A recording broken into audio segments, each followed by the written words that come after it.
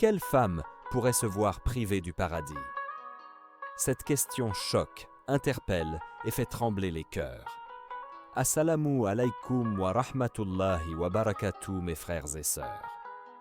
Bienvenue sur la voie du rappel, la chaîne qui vous guide vers Allah Azza wa Jal en partageant des rappels sincères, des versets coraniques et des hadiths prophétiques. Beaucoup pensent que le simple fait d'être croyante ou d'accomplir quelques actes d'adoration suffit à garantir le paradis.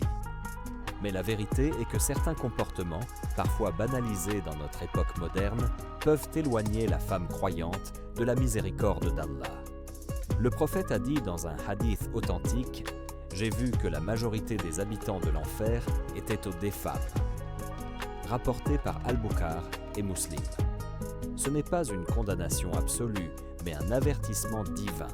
Il existe des pièges invisibles, des habitudes ou des modes que les femmes peuvent suivre sans en mesurer la gravité et qui peuvent mener à la perdition. Aujourd'hui, les réseaux sociaux, les tendances esthétiques, la pression de plaire et la recherche d'approbation sociale poussent beaucoup de femmes à transgresser inconsciemment les limites fixées par Allah. Certaines pensent que cela ne fait de mal à personne, d'autres se disent que tout le monde le fait ou encore que c'est une question de liberté. Mais en vérité, ces actes peuvent représenter une désobéissance claire et attirer la colère d'Allah. Et pourtant, la bonne nouvelle est immense. Tant que le souffle n'a pas quitté ton corps, la porte du repentir reste ouverte. Allah Azza wa Jal dit « Ô mes serviteurs qui avez commis des excès à votre propre détriment, ne désespérez pas de la miséricorde d'Allah, car Allah pardonne tous les péchés. » Sourate Az-Zumar, verset 53. Ainsi, ce rappel n'est pas un jugement, mais une lumière. Il ne vise pas à condamner, mais à prévenir et à appeler à la réflexion. Où en es-tu avec Allah? Dans ce rappel, nous allons explorer 8 comportements dangereux mentionnés dans le Coran et la Sunna que certaines femmes adoptent sans y réfléchir, mais qui peuvent, si l'on n'y prend pas garde, fermer les portes du paradis. Et nous verrons aussi comment les éviter, se corriger et surtout revenir vers la miséricorde infinie d'Allah. Partie. Les altérations de la création d'Allah. Allah a créé l'être humain dans la plus belle forme. Chaque détail du corps, chaque trait du visage, chaque proportion a été façonné avec sagesse. Le Coran dit « Nous avons certes créé l'homme dans la forme la plus parfaite. » Sourate At-Tahin, verset 4. Et pourtant, certaines femmes, influencées par la mode ou la société, cherchent à modifier cette création. Elles pensent embellir ce qu'Allah a déjà embelli, mais en réalité, elles tombent dans une désobéissance grave. 1. Le tatouage. Le prophète sallallahu alayhi wa sallam a dit qu'Allah maudisse celles qui tatouent et celles qui se font tatouer. Rapporté par Al-Bukhari et Muslim. À l'époque, comme aujourd'hui, le tatouage était perçu comme une marque esthétique, une identité ou une mode. Mais l'islam l'interdit clairement, car il altère la création d'Allah et comporte souvent des significations païennes. De plus, même d'un point de vue médical, il peut provoquer des maladies de la peau ou transmettre des infections. Le croyant doit se rappeler que son corps est une amana, un dépôt confié par Allah, non un support artistique personnel. 2. L'épilation des sourcils. Le prophète sallallahu alayhi wa sallam a dit qu'Allah maudisse celle qui épile les sourcils et celle qui le demande. Rapporté par Al-Bukhari et Muslim. Ce geste, devenu presque banal dans les salons de beauté modernes, est pourtant une désobéissance claire. Car il exprime une insatisfaction face à la création d'Allah. Or, la véritable beauté d'une femme réside dans sa pudeur, sa foi et ses bonnes actions, non dans la forme de ses sourcils. 3. Le limage des dents. Certaines femmes, à l'époque du prophète sallallahu alayhi wa sallam, se limaient les dents pour les espacer et paraître plus jeunes ou séduisantes. Il sallallahu alayhi wa sallam a également maudit celle qui commettait cet acte, rapporté par Al-Bukhar. Ces pratiques révèlent un danger profond, vouloir plaire à la société plus qu'à Allah. Or, chaque partie de notre corps est un cadeau sacré du Créateur, et le déformer volontairement est un manque de gratitude. Quatrième, un rappel fondamental. Toutes ces pratiques ont un point commun. Elles modifient la création d'Allah pour satisfaire un désir éphémère. Mais le croyant et la croyante doivent se rappeler que la beauté véritable est spirituelle. Le prophète sallallahu alayhi wa sallam a dit « Allah ne regarde pas vos formes ni vos apparences, mais il regarde vos cœurs et vos actes. » 5. La porte du repentir. Même si une femme est tombée dans ces pratiques, tout n'est pas perdu. Tant qu'elle vit, elle peut se repentir sincèrement, abandonner ses habitudes et demander pardon à Allah. Celui qui pardonne est aussi celui qui aime, Al-Ghafour et Al-Wadoud. Partie 2. Le mensonge de l'apparence et des artifices trompeurs. L'être humain a toujours cherché à paraître meilleur qu'il n'est. Mais lorsque ce désir franchit les limites fixées par Allah, il devient une désobéissance. L'apparence n'est pas en soi un problème. L'islam encourage la propreté, la beauté et la dignité. Le prophète a dit « Allah est beau et il aime la beauté », rapporté par Muslim. Cependant, la beauté islamique repose sur la vérité et la sincérité, pas sur le mensonge ni sur l'imitation. C'est pourquoi certaines pratiques considérées comme mode ou tendance deviennent interdites, car elles trompent et altèrent la nature. Les extensions de cheveux. Le prophète sallallahu alayhi wa sallam a dit qu'Allah maudisse celle qui ajoute des cheveux artificiels et celle qui le demande, rapporté par Al-Bukhar et Muslim. Qu'elles soient naturelles, prises sur d'autres personnes ou synthétiques, les extensions sont interdites. Pourquoi ? Parce qu'elles reposent sur un mensonge, donner l'illusion d'avoir une chevelure différente de la réalité. Ce n'est pas un simple détail esthétique, c'est une falsification, une tromperie qui va à l'encontre de la sincérité exigée par la foi. De plus, cette pratique, très banalisée aujourd'hui dans les salons de coiffure, conduit à une obsession de l'image extérieure, au détriment de la beauté intérieure. Le danger de l'imitation. Beaucoup de femmes adoptent ces pratiques non pas par besoin, mais par imitation. Les réseaux sociaux, les influenceuses, les actrices ou les chanteuses fixent des standards de beauté irréalistes. Ainsi, des millions de femmes, parfois croyantes, se laissent influencer, oubliant que ces modèles ne suivent pas la guidance divine. Le prophète sallallahu alayhi wa sallam a mis en garde « Celui qui imite un peuple en fait partie », rapporté par Abu Daoud. Imiter les tendances des sociétés qui n'ont pas Allah pour repère peut petit à petit détourner du chemin de la foi. Le culte de l'artifice extension, perruques, faux ongles, faux cils, maquillage exagéré. La liste est longue. Individuellement, chaque pratique peut sembler anodine, mais ensemble, elles révèlent une obsession, celle de bâtir une image artificielle, parfois au prix de la sincérité et de la pudeur. Or, Allah Azza wa Jal aime la vérité et déteste la tromperie. Le croyant doit se demander « Pour qui embellis-je mon apparence ? Pour Allah ou pour satisfaire les regards ?» Une fausse sécurité.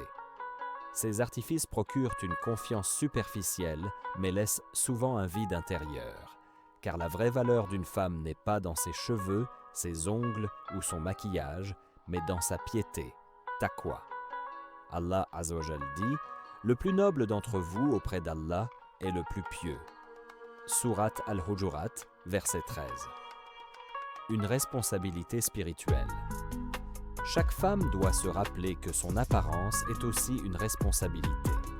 Elle doit être soignée et digne, mais sans mensonge ni exagération.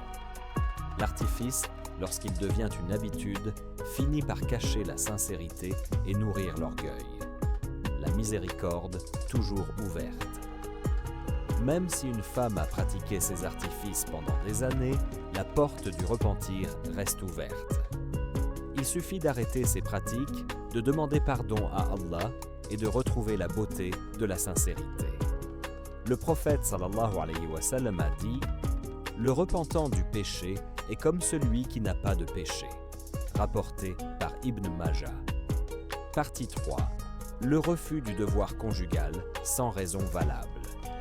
Le mariage en islam est une institution sacrée basée sur la miséricorde, l'amour et le respect mutuel. Allah Azzawajal dit « Et parmi ces signes, il a créé de vous, pour vous, des épouses afin que vous trouviez auprès d'elles tranquillité, et il a mis entre vous affection et miséricorde. » Sourate Ar-Rum, verset 21. Dans ce cadre, chaque époux a des droits et des devoirs. L'islam n'accorde pas à l'homme une autorité absolue, ni à la femme une liberté sans limite. Chacun est responsable devant Allah. Mais parmi les comportements dangereux, il y a le refus injustifié de la femme d'honorer les droits de son mari, notamment le devoir conjugal. L'avertissement du prophète sallallahu alayhi wa sallam. Le prophète sallallahu alayhi wa sallam a dit « Si une femme refuse de répondre à l'appel de son mari au lit et qu'elle passe la nuit alors que son mari est fâché contre elle, les anges la maudissent jusqu'au matin. » Ces paroles sont dures, mais elles montrent la gravité de ce comportement. Il ne s'agit pas d'une domination masculine, mais d'un équilibre. Le mariage est un contrat sacré et refuser sans raison revient à trahir cet engagement. Nuance et justice. Il est important de préciser que ce hadith n'accorde pas au mari le droit d'abuser ou d'imposer dans l'injustice. Le prophète sallallahu alayhi wa sallam a rappelé « Le meilleur d'entre vous est celui qui est le meilleur envers sa femme » rapporté par At-Tirmidhi. Ainsi, l'homme doit être doux, respectueux et attentif aux besoins de son épouse. De son côté, la femme ne doit pas négliger les droits de son mari, sauf pour une excuse valable, maladie, fatigue extrême, période menstruelle, etc. Le danger de l'indifférence. Dans de nombreux foyers, la routine, la fatigue ou les conflits entraînent une indifférence mutuelle. Mais lorsque ce comportement devient volontaire et répété, il peut empoisonner le mariage, créer rancune et colère et fragiliser la foi de la femme, car elle oublie que son mari est un droit sacré confié par Allah. L'équilibre conjugal en islam. Le mariage islamique est basé sur la réciprocité. De même que la femme a des devoirs, elle a aussi des droits immenses. Le mari doit pourvoir à ses besoins, la protéger, la respecter et la traiter avec bonté. Allah dit « Et comportez-vous convenablement envers elle » Sourate An-Nisa, verset 19. Le refus injustifié de la femme n'est donc pas une autorisation pour l'homme à être injuste, mais un rappel que l'amour conjugal doit être entretenu des deux côtés. Un acte qui ferme les portes du paradis. Le prophète sallallahu alayhi wa sallam a dit « Toute femme qui meurt alors que son mari est satisfait d'elle entrera au paradis » rapporté par Ibn Majah. Ce hadith montre l'importance de préserver l'harmonie dans le couple. Une femme peut prier, jeûner et faire de grandes œuvres, mais si elle néglige ses devoirs conjugaux sans raison, elle risque de compromettre son accès au paradis. Le repentir et la réconciliation. Si une femme a failli dans ce domaine, la porte du repentir est toujours ouverte. Elle doit demander pardon à Allah, se réconcilier avec son mari et chercher à rétablir la paix dans son foyer. Car un foyer apaisé est un chemin vers le paradis, tandis qu'un foyer négligé peut devenir une route vers la perdition. Partie 4. L'imitation des hommes par les femmes. Allah Azzawajal a créé chaque être humain avec une identité, une nature et une fonction qui lui sont propres. Dans sa sagesse infinie, il a fait de l'homme et de la femme deux compléments, différents mais interdépendants. Lorsque cette distinction est respectée, la société trouve son équilibre. mais lorsqu'elle est effacée, les repères se brouillent et les cœurs se perdent. L'avertissement du prophète « Paix et salut soient sur lui ». Le prophète sallallahu alayhi wa sallam a dit « Allah a maudit les hommes qui imitent les femmes et les femmes qui imitent les hommes ». Rapporté par Al-Bukhari. Ce hadith est clair et ferme. Il ne s'agit pas d'un simple conseil, mais d'un avertissement grave. L'imitation volontaire des caractéristiques de l'autre sexe entraîne la malédiction d'Allah, c'est-à-dire l'éloignement de sa miséricorde. Les formes de l'imitation. Dans les vêtements, porter des habits propres aux hommes, pantalons moulants, chemises masculines, etc., dans l'intention de leur ressembler, est interdit. La pudeur vestimentaire en islam est non seulement une protection, mais aussi un signe de respect de sa nature. Dans les attitudes et comportements, adopter une démarche, une gestuelle ou un langage volontairement masculin entre dans l'interdiction. Dans les rôles sociaux, vouloir effacer la distinction entre les sexes, refuser sa féminité ou s'attribuer des rôles propres aux hommes lorsqu'il s'agit d'une imitation et non d'une nécessité est également concerné. Pourquoi est-ce si grave? Certains diraient « mais cela ne fait de mal à personne ». Pourtant, l'islam rappelle que ce comportement est une rébellion contre la sagesse divine. Allah a donné à l'homme et à la femme des forces, des missions et des responsabilités différentes. Vouloir gommer cette distinction, c'est s'opposer à la volonté du Créateur. De plus, cela crée une confusion dans la société, détruit les repères des générations futures et encourage la propagation de pratiques contraires à la nature humaine. La beauté de l'équilibre. Le prophète sallallahu alayhi wa sallam a dit « Les femmes sont les sœurs des hommes », rapporté par Abu Daoud. Cela signifie que chaque sexe a sa valeur, sa dignité et son rôle complémentaire. L'islam n'élève pas l'homme au-dessus de la femme, ni la femme au-dessus de l'homme. Il leur accorde à chacun une place d'honneur, adaptée à leur nature.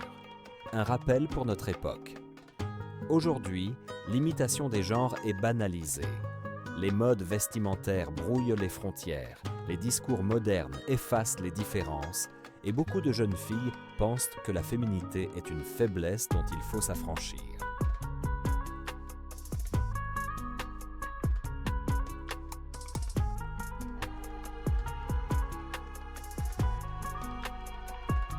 Mais l'islam enseigne le contraire. La vraie force réside dans l'acceptation de sa nature et dans l'honneur de ce qu'Allah a choisi pour toi. La porte du repentir. Même si une femme est tombée dans ce comportement, elle n'est pas condamnée.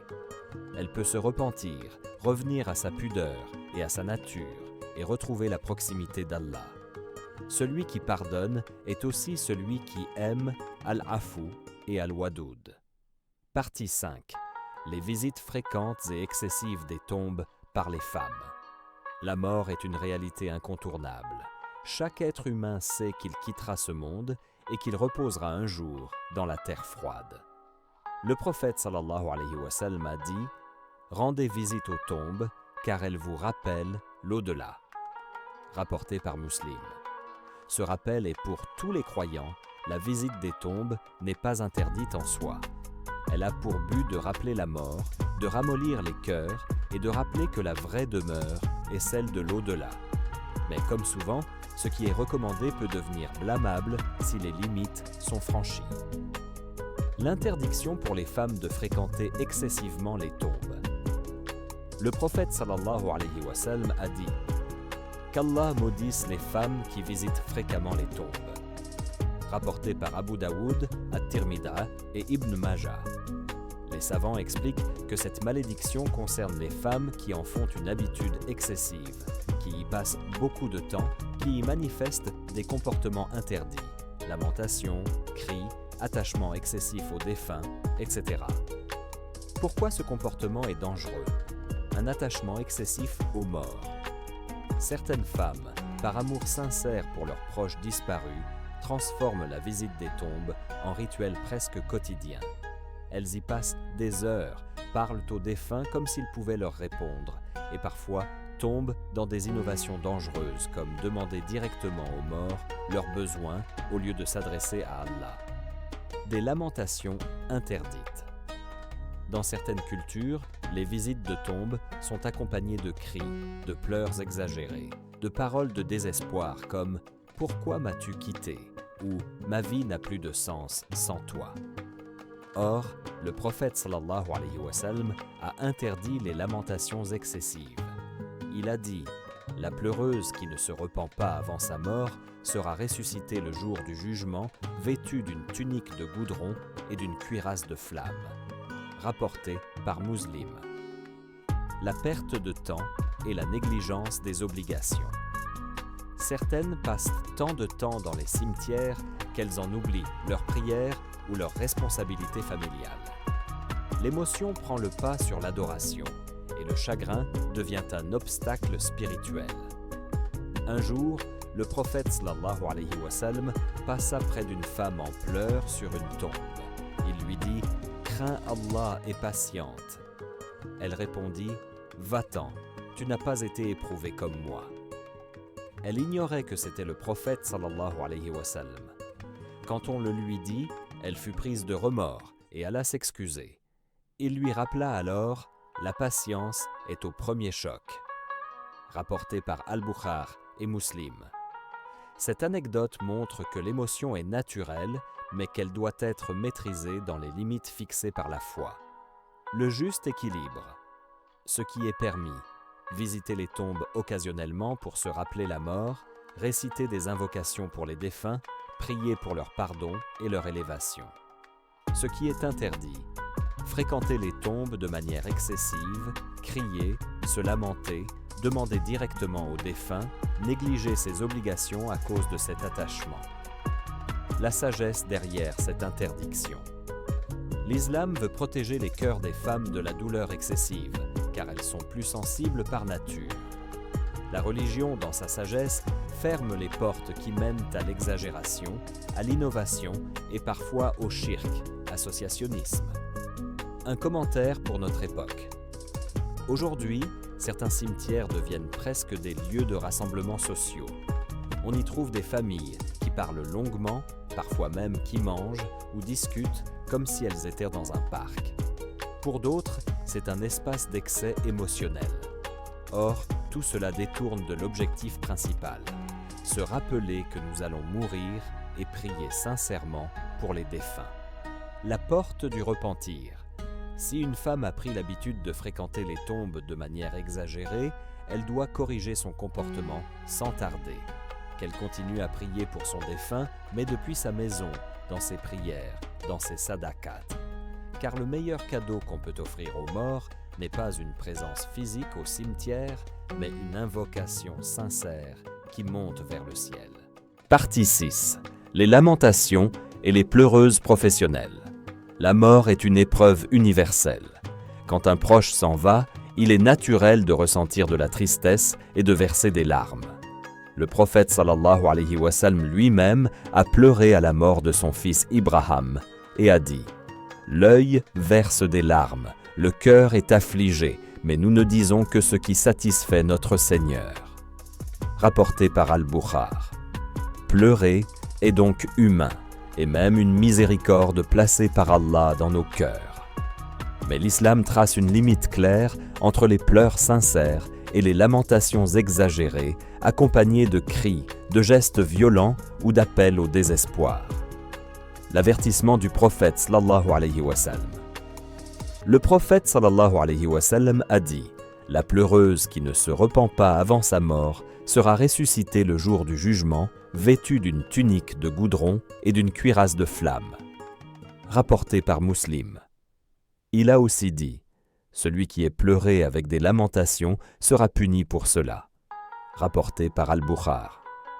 Ces hadiths montrent que les pleurs exagérés ne sont pas de simples émotions, mais des actes qui peuvent causer le châtiment, car ils contredisent la patience et la soumission à la volonté d'Allah. Le rôle des pleureuses professionnelles. À l'époque pré-islamique, il existait une pratique courante. Des femmes étaient payées pour venir pleurer bruyamment lors des enterrements. Elles criaient, se frappaient à la poitrine, déchiraient leurs vêtements afin de donner l'image d'un immense chagrin. L'islam a aboli cette pratique car elle repose sur l'exagération, le mensonge et l'ostentation.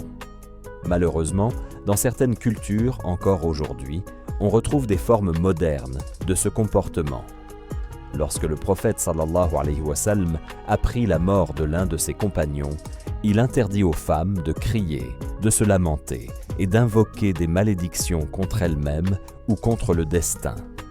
Il leur rappela que le croyant doit faire preuve de patience et d'acceptation, car la mort est un décret d'Allah. Pourquoi ce comportement est dangereux? Il contredit la patience, sabr. Allah Azza wa Jal dit « Donne la bonne nouvelle à ceux qui endurent, qui disent quand un malheur les atteint. Certes, nous appartenons à Allah, et c'est à lui que nous retournerons. » Sourate Al-Baqarah, versets 155 à 156. La lamentation exagérée exprime le contraire. Elle montre un refus de la volonté divine. Il propage le désespoir. Les cris et gestes excessifs n'apportent pas de réconfort, mais au contraire, ils alourdissent la douleur des autres. Il peut mener au shirk. Certaines personnes, dans leur douleur, invoquent le mort ou lui parlent comme s'il pouvait exaucer leurs demandes. Cela ouvre la porte à des pratiques interdites. Aujourd'hui, les pleureuses professionnelles ne sont peut-être plus payées comme dans le passé, mais le phénomène des deuils théâtralisés persiste. Cris collectifs, lamentations partagées en vidéo sur les réseaux sociaux, discours de désespoir répétés publiquement. Or, l'islam nous rappelle que la vraie piété face à la mort, c'est de rester digne, de pleurer en silence et surtout de multiplier les invocations pour le défunt. La vraie attitude face au deuil. Pleurer discrètement est permis. Exprimer sa peine sans excès est permis. Mais crier, se frapper, déchirer ses vêtements ou faire du bruit exagéré est interdit. Le prophète sallallahu alayhi wa sallam a dit « Ce n'est pas de la nayaha, lamentation interdite, que de verser des larmes et d'avoir le cœur affligé. Mais noyaha est ce qui consiste à crier et à se lamenter. » Rapporté par Ibn Majah. La porte du repentir. Même pour celles qui ont pratiqué ces comportements, Allah a laissé ouverte la porte du pardon. Il suffit d'arrêter, de se repentir sincèrement et de transformer ses énergies en prière et sadakat pour les défunts. Partie 7. Le mariage temporaire pour contourner la loi d'Allah, Al-Halala. Le mariage en islam est une institution sacrée, bâtie sur la sincérité, la fidélité et la recherche de l'agrément d'Allah. C'est un pacte noble, non un jeu ni une formalité. Mais certaines pratiques, interdites par le prophète, ont malheureusement persisté dans certaines cultures. Parmi elles, le mariage temporaire organisé pour contourner les règles divines, Al-Halala. L'interdiction claire dans le Coran, Allah Azza wa Jal dit « S'il la répudie par 3 divorces, alors elle ne lui sera plus licite tant qu'elle n'aura pas épousé un autre mari. » Sourate Al-Baqarah, verset 230. Ce verset établit une règle. Lorsqu'un homme répudie sa femme 3 fois, elle lui devient interdite. Elle ne peut lui revenir qu'après un mariage sincère et réel avec un autre homme qui peut aboutir à un divorce naturel. Mais certains ont inventé un stratagème. Faire un mariage temporaire avec un autre homme dans le seul but de rendre la femme licite à son premier mari. Autrement dit, le prophète sallallahu alayhi wa sallam a maudit à la fois l'homme qui accepte de prêter son mariage pour ce stratagème et le mari précédent qui accepte cette pratique. Pourquoi est-ce si grave? Une ruse contre Allah Azza wa Jal. Ce type de mariage est une trahison. C'est vouloir contourner la loi divine au lieu de s'y soumettre. Allah Azza wa Jal a dit « Ce que le messager vous donne, prenez-le, et ce qu'il vous interdit, abstenez-vous-en. » Sourate Al-Hashr, verset 7. Une humiliation de la femme. La femme devient un objet manipulé dans un jeu de faux mariage, privé de sa dignité. Or, en islam, elle est un être honoré, non une marchandise. Une corruption de l'institution du mariage. le mariage devient une simple formalité contractuelle, vidée de sa sacralité, alors qu'il est censé être une union sincère, basée sur l'amour et la miséricorde. Certains compagnons ont rapporté que lorsque ce stratagème était découvert, ils considéraient ce faux mari comme un simple loueur de mariage, et ils l'humiliaient publiquement pour dissuader cette pratique. Un commentaire pour notre époque. Aujourd'hui, même si cette pratique est moins visible, elle existe encore dans certains pays ou communautés. Des familles organisent en secret des mariages de halala pour contourner la loi d'Allah, pensant sauver l'honneur.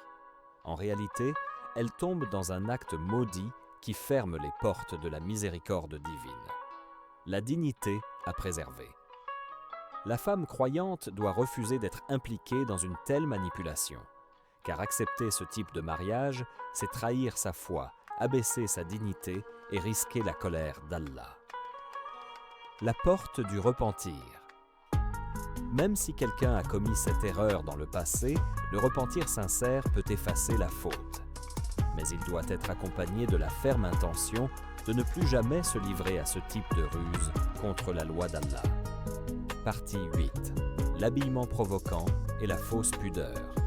La pudeur, haya, est l'un des joyaux de l'islam. Le prophète sallallahu alayhi wa sallam a dit « La pudeur fait partie de la foi », rapporté par Al-Bukhar et Muslim. Elle n'est pas seulement une question d'habillement, mais un état d'esprit, une lumière qui se reflète dans la manière de parler, de marcher, de se comporter. Pourtant, parmi les comportements les plus dangereux dénoncés par le prophète sallallahu alayhi wa sallam, il y a celui des femmes habillées mais en réalité nues, c'est-à-dire celles qui se couvrent d'une manière trompeuse, en apparence pudique mais en vérité provocante. L'avertissement du prophète sallallahu alayhi wa sallam. Le prophète sallallahu alayhi wa sallam a dit « Deux catégories des gens de l'enfer que je n'ai pas encore vues. Des femmes habillées mais nues qui marchent en se pavanant, qui attirent les regards et dont les têtes ressemblent à des bosses de chameaux penchés. Elles n'entreront pas au paradis et n'en sentiront même pas l'odeur. » Rapporté par Muslim. C'est l'un des hadiths les plus effrayants pour les femmes croyantes. Il ne s'agit pas de mécréantes, mais de femmes qui se couvrent d'une certaine manière, tout en tombant dans l'exhibition et la provocation. Que signifie habillé mais nu?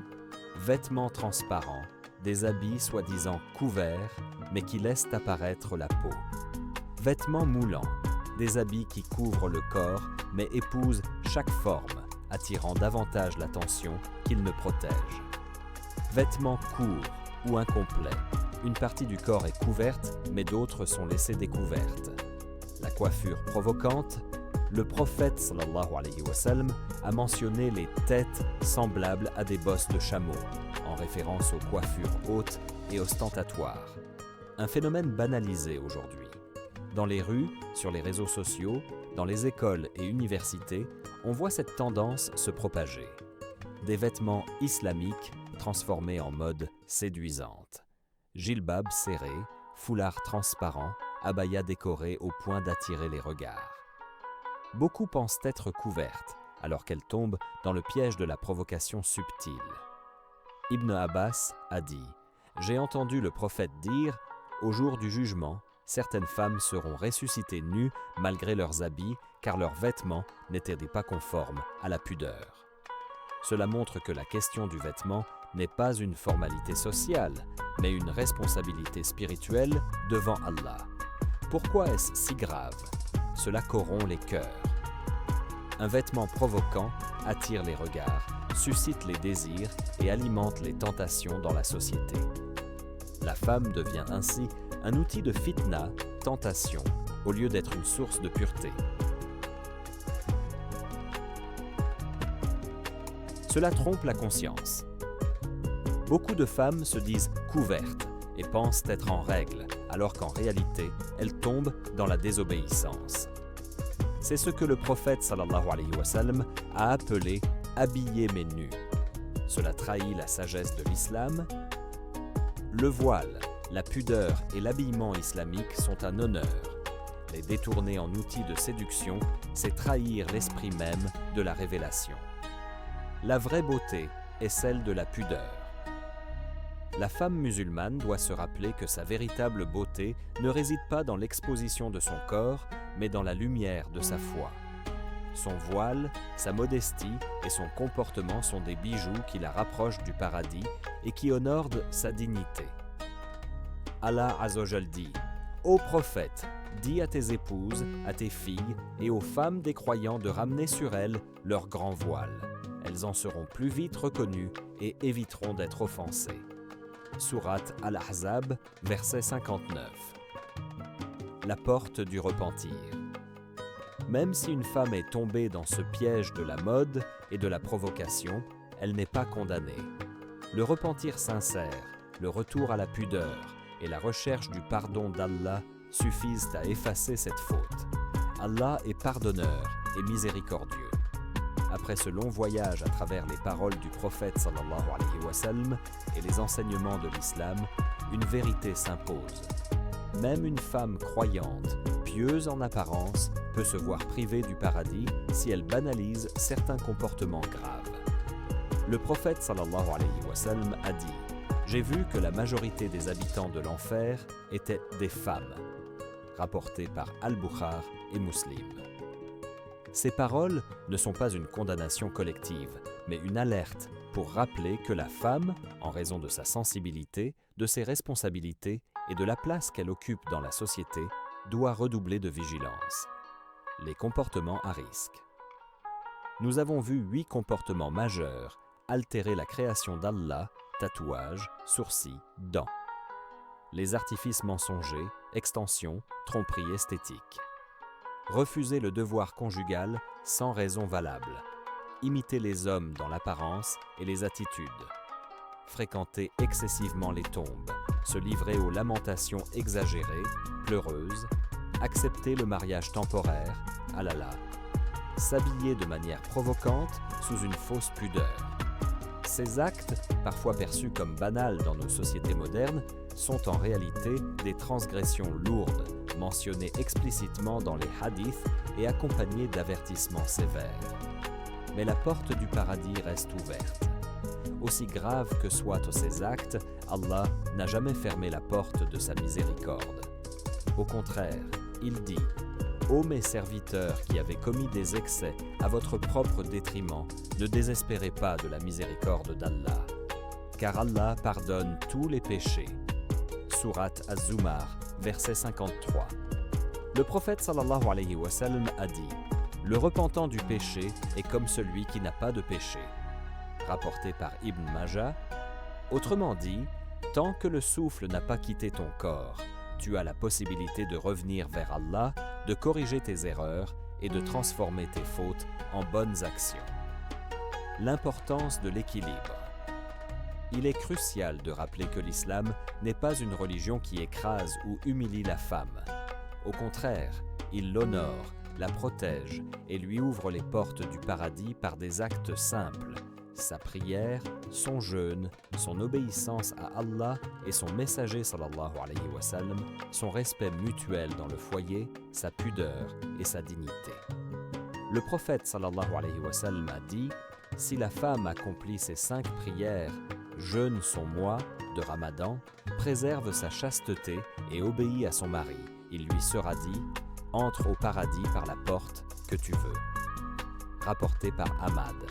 Un rappel d'espoir et de responsabilité. Ce rappel n'est pas une condamnation, mais une lumière. Il ne vise pas à accabler, mais à prévenir et à guider. Chaque femme doit se poser la question: suis-je en train de suivre les modes des hommes ou les enseignements de mon Créateur? La société peut applaudir certaines pratiques, mais seule l'approbation d'Allah compte. Car au jour du jugement, ni la mode, ni les tendances, ni les regards des gens ne sauveront l'âme. Seule la sincérité envers Allah comptera. Qu'Allah nous donne la sincérité dans nos demandes et la compréhension de ses noms et attributs. Si ce rappel t'a été utile, partage-le pour propager la lumière de la science. Mets un j'aime pour soutenir le contenu et laisse un commentaire en priant sur notre bien-aimé prophète sallallahu alayhi wa sallam. Qu'Allah vous bénisse tous. Assalamu alaykum wa rahmatullahi wa barakatuh.